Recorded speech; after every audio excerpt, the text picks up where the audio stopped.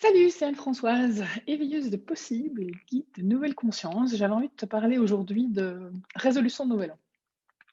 Ou plutôt, j'avais envie de t'expliquer pourquoi ça veut dire quelque temps que je ne fais plus, que je ne prends plus de résolution de nouvel an.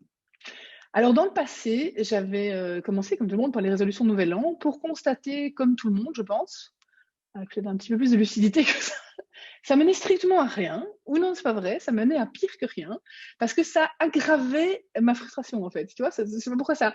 C'était une espèce de liste d'échecs annoncée, comme ça. J'aimais bien, j'ai partagé le jour une blague qui disait c'est quoi des bonnes résolutions de Nouvel An? C'est une to-do list pour la première semaine de janvier. Et encore, je suis même pas sûre que je tenais la première semaine de janvier. Bref, aucun résultat et beaucoup de frustration. Du coup, ben, j'avais changé, formation, tu sais, coaching, gestion d'objectifs, etc. Donc, c'était des résolutions, mais avec plan d'implémentation. Il fallait changer la formulation, il fallait être smart, tu sais, spécifique, mesurable, etc. Résultat, toujours pas d'amélioration, toujours autant de frustration. Puis du coup, après, j'ai aussi intégré la notion du Kaizen, des petits pas, tu sais, de morceler vraiment, de faire vraiment quelque chose qui te mettait en dessous de ton seuil de résistance. Résultat, toujours pas mieux en fait, toujours la même chose. Et puis, je suis passée à une notion plutôt d'objectif en disant, OK, tu sais quoi, on s'en fout, on va plus mettre des résultats mesurables, des choses comme ça, mais c'est juste, je voudrais plus de ceci, je voudrais aller vers cela. Donc, je parlais d'objectif. Et c'est vrai que j'avais déjà proposé dans les rituels de Nouvel An, déjà il y a quelques années, une technique plutôt intuitive aussi pour mettre en évidence tes préférences et tes vrais essentiels. Donc, je parlais d'objectifs essentiels, d'objectifs prioritaires, mais avec une approche plus intuitive, plus intérieure, moins normative ou moins externe de c'est quoi qui te tient vraiment à cœur et pas juste ce qu'on te dit que tu dois faire, ce que tu crois que tu dois faire, etc. Et puis, j'ai encore fait bouger les choses en parlant finalement de désir prioritaire. Hein. Et tu vois qu'on changeait vraiment de registre parce que moi, je trouve que déjà, quand tu remplaces le mot objectif par désir, c'est pas je dois, c'est j'ai envie. Oh, ça a déjà fait pivoter vraiment beaucoup de choses. Donc, je sais que j'ai beaucoup de témoignages de votre part aussi, puisque l'année passée, dans le rituel de passage de 2019 à 2020, on avait pratiqué ensemble cette notion de désir prioritaire qui avait indiscutablement changé beaucoup de choses pour vous. Et la grande différence, c'était déjà le cas un peu en 2019 avec ma définition intuitive des objectifs. Et alors, c'était tout à fait le cas en 2020 avec ces désirs prioritaires, c'est 100% réalisé, quoi. Vraiment, vraiment, c'était assez bluffant.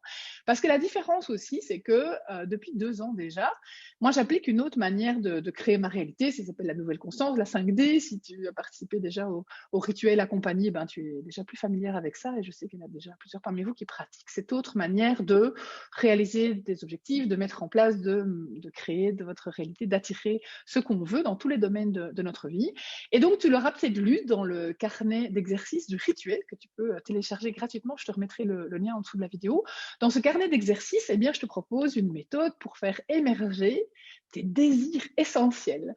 Voilà, c'est vraiment une chouette manière de procéder. Rien que le chemin pour se mettre en connexion avec ses désirs essentiels, c'est déjà gai.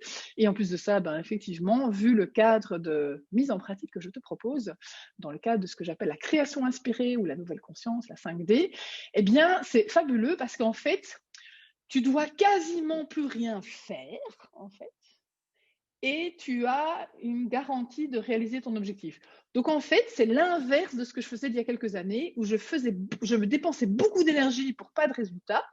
Eh bien, la création inspirée, c'est l'inverse. Ça veut dire que c'est zéro énergie, ou en tout cas, l'énergie que tu mets, c'est parce que c'est fun, parce que c'est fluide, parce que tu as envie, parce que ça se fait tout seul. C'est pas du tout, il ne faut pas lutter, pousser, tirer, forcer, quoi que ce soit. Certainement pas se battre la coupe ou s'engueuler ou se botter les fesses pour avancer. Et ces résultats, même au-delà de tes espérances et dans des timings qui sont souvent complètement bluffants, voilà, ça s'appelle des miracles. Alors, si ça t'intéresse d'avoir un petit éclairage là-dessus et un coup de main pour pouvoir mettre en pratique ça, et pas que pour le côté rituel début d'année, etc., mais voilà, pour tous les jours de ton année et des années qui suivent, tu peux encore nous rejoindre la version accompagnée du rituel de Nouvel An, quelle que soit la date à laquelle tu écoutes cette vidéo. Si tu es avant le 10 janvier, tu pourras être avec nous en live, puisque le module sur la création inspirée sera enregistré le dimanche 10 janvier à 20h30, mais si tu es plus tard ou si tu sais pas, être devant ton ordi dimanche soir, il n'y a aucun souci, puisque tu auras tous les replays et que tu auras toutes les ressources de la version accompagnée du rituel de Nouvel An toute l'année, en fait. Tu as accès à tous les contenus jusqu'au 31 décembre 2021.